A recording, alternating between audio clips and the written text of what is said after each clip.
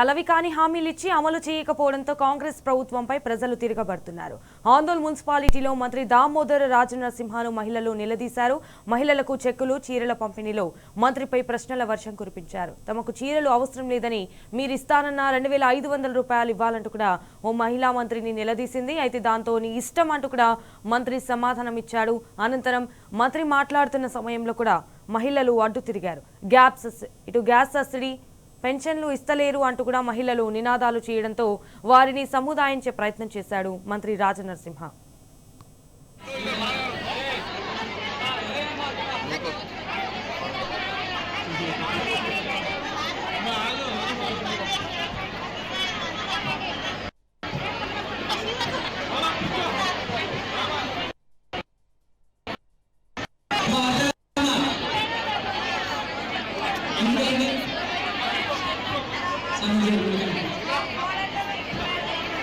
Gracias.